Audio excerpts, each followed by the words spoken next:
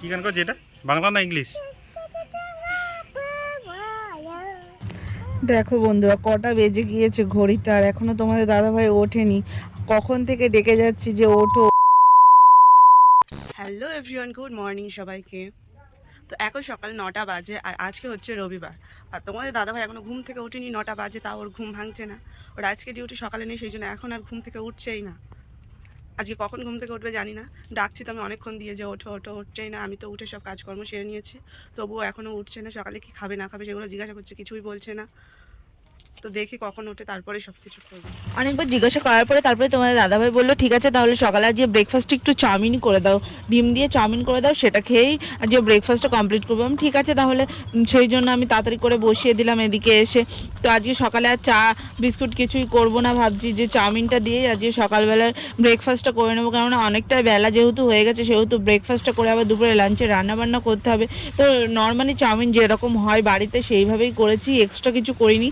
কেননা অত ভালো সুন্দর করে রান্নাবান্না আমি পারি না, আমি যেরকম পারি সেরকমভাবে করারই চেষ্টা করি। তো নর্মালি ডিম দিয়ে ভেজে, আর শুধু এই যে সসটা দেখছো এটা আমি কড়াইতেই দিয়ে দিই। কেননা ওই কাঁচা সস দিলে আমার ঠিক অতটা পছন্দ হয় না, তো সেই জন্য কড়াইতেই সসটা দিয়ে একেবারে একটু একসাথে মিক্স করে ভেজে নিই। তো এই চাউমিনের স্বাদটা আমার সবথেকে বেশি ভালো লাগে। তো চাউমিন আমার কমপ্লিট হয়ে গেছে, এদিকে সবার জন্য বাটিতে দিয়ে নিয়েছি।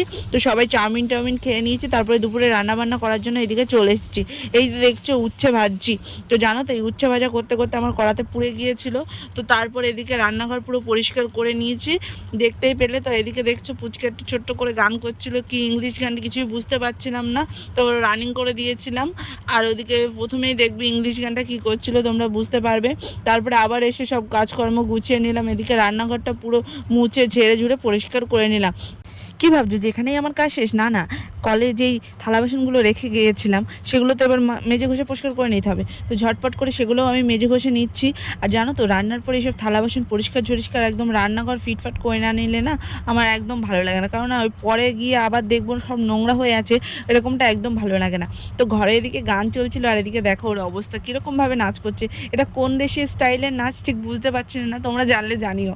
আর তারপরে এদিকে তোমাদের দাদাভাই ফোনটা ধরেছিল, যেহেতু সে ওইদিকে গিয়েছিল, আবার এদিকে চলে এসেছে কলপারে। আমি কী করছিলাম, তো কলটা তোমাদের দাদাভাই টেনে দিচ্ছিলো, সবসময় বাড়ি থাকলে টেনে দেয়। তো এদিকে আমার সব কাজকর্ম গুছিয়ে আমি চলে যাচ্ছি স্নানে। তো তোমাদের দাদাভাই ঘরে রয়েছে, তো আমি লাইটটা অফ করে বন্ধুরা আজ দেখবে যে চুলে শ্যাম্পু করবো বলে শ্যাম্পু নিয়ে গেলাম। তো শ্যাম্পু করেছি, চুলটার জন্য অনেকটা ভিজে আছে, তো সেই জন্য চুলটা একেবারে বেঁধে রেখেছি। আর আজকে রান্নাবান্না তো খুবই সিম্পলের ভিতর করেছি, বেশি কিছু একটা রান্না করিনি, কারণ আজকে বাজার শেষ হয়ে গেছে। তোমাদের দাদাভাই রাত্রেবেলা আজকে বাজার করে নিয়ে আসবে, বাজার একদম ফাঁকা ছিল। তো যতটুকু ছিল ততটুকু দিয়ে আজকে দুপুরে রান্নাবান্না করেছি, রাত্রে আবার রান্নাবান্না করতে হবে। তো চলো, তোমাদের দাদাভাইয়ের খিদে লেগে গেছে অনেকটাই, আর অনেকটা বেলা এখনও হয়নি, যদিও এখন সবে 1টা বাজে। তো তোমাদের দাদাভাই খেয়ে ডিউটি যাবে, যেহেতু ওকে এখন খেতে দিয়ে দেবো। ও খেয়ে দিয়ে একটু রেস্ট নিয়ে তারপরে ডিউটি যাবে। তো চলো কী করলাম ফাইনালি সেগুলোই দেখো বন্ধুরা। আমরা তো বাঙালি, আমরা তো আগে ভাত খাবোই, সেই জন্য ভাতটা তো আমাদের কমন ডিশ। কিছু হোক না হোক রান্না সবার আগে ভাতটা করতেই হবে আমাদের। আর যদি কোনো কারণে কোনো বেলা যদি আমরা না খেয়ে থাকি না, তো আমাদের দেখবে পেটে একেবারে কী যে খিদে লেগে যাবে। তো যাই হোক, এই যে দেখছো হাঁড়িতে এই কটা ভাত, তোমরা নিশ্চয়ই ভাবছো যে এই কটা ভাত কে কে খাবে। তো আমাদের দুপুরবেলার মতো রান্না করেছি যেহেতু আজকে, সেই জন্য এই অল্প করে ভাত রান্না করেছি। আর আমরা না খুব একটা বেশি ভাত খেতে পারি না, সেই জন্য আমাদের অল্প অল্পই ভাত লাগে। তো তারপরে এদিকে রান্না করেছিলাম কি তোমাদের তো দেখানোই হয়নি। তো কড়াইতে দেখেছিলে যে উচ্ছে ভাজছিলাম, তো উচ্ছেটা পুড়ে গিয়েছিল, কালো হয়ে গেছিলো দেখলে। সাথে ছিল আলু ভাজা ও ডাল। তো তারপরে বিকেলবেলা টানা একটা ঘুম দিয়ে উঠে সন্ধ্যাবেলা সব জামা কাপড় তুলে নিয়ে এদিকে ভাঁজ করে সুন্দর করে ঘরটা একটু গুছিয়ে নিচ্ছিলাম। তো ঘরটা যদি না গুছিয়ে রাখি না আমার ঠিক ভালো লাগে না, তো ওই জন্য আলনাটা আগে গুছিয়ে নিলাম, তারপরে ঘরটা গোছাবো। দুপুরবেলা খেয়ে লম্বা একটা টানা ঘুম দিয়েছে, তো ঘুম থেকে উঠে কিছু তো খেতেই হবে। তো সেই জন্য চা বসিয়ে দিয়েছি। আর এদিকে তোমাদের দাদাভাই 1 প্যাকেট চিড়ে ভাজা কিনে এনেছিল, আর ঘরে আগের দিন যে চিড়েটা ভেজেছিলাম সেটাও ছিল। তো দুটো একসাথে মিক্স করে আমি কিছুটা নেব, মায়ের জন্য কিছুটা দেবো, আর তোমাদের দাদাভাইয়ের জন্য কিছুটা রেখে দেবো। তো সন্ধ্যাবেলা একটু চা আর এইদিকে চিড়ে ভাজা, এটা খেয়েই আজকে সন্ধ্যার টিফিনটা করব। তো দেখছো এখানে নিয়ে নিয়েছি, একটা বাটিতে মায়ের আছে, একটা বাটিতে আমার আছে। তো দুজনের 2 কাপ চা চা নিয়েছি। তো তোমাদের দাদাভাই যেহেতু বাড়ি নেই সেহেতু ওর জন্য কিছু করিনি, ও বাইরে আছে, ও বাইরেই কিছু খেয়ে নেবে। আর শুধু তোমাদের দাদাভাই চিড়ে ভাজাটা খাবে বলে ওর জন্য চিড়ে ভাজাটা এই কোটোটায় রেখে আমি রেখে দেবো, কারণ তোমাদের দাদাভাই যদি পরে আবার না পায় তো আমাকে আবার বলবে যে আমার জন্য রাখলে না, তো সেই জন্য ওকে এই জন্য কোটোতে করে রেখে দিয়েছি। তো তারপরে এদিকে তোমাদের দাদাভাই বাড়ি চলে এসেছে। তো বাড়িতে এসেছে, দেখতে পাচ্ছ এখানে মুড়ি এনেছে। তো এই মুড়িগুলো তোমরা কে কে খেয়েছো অবশ্যই কমেন্টে জানিও। আমার তো খুবই ভালো লাগে, এই মুড়িগুলো একটু মোটা মোটা হয় সেই জন্য আমার তো খুবই ভালো লাগে। তো মুড়ির সাথে এনেছিল চানাচুর। তো চানাচুরটা বের করতে গিয়ে দেখছো নাজেহাল অবস্থা, কারণ চানাচুরটা বেরাচ্ছিলই না। তো তারপর এদিকে ছিল রিয়া চানাচুর, টক ঝাল মিষ্টি চানাচুর। তো এই টক ঝাল মিষ্টি চানাচুর খেতেই আমি বেশি ভালোবাসি। তারপর এদিকে ছিল তোমাদের দাদাভাই বাজার করে এনেছিল। তো বাজারে কী কী এনেছিল সেটাই তোমাদেরকে দেখাচ্ছিলাম।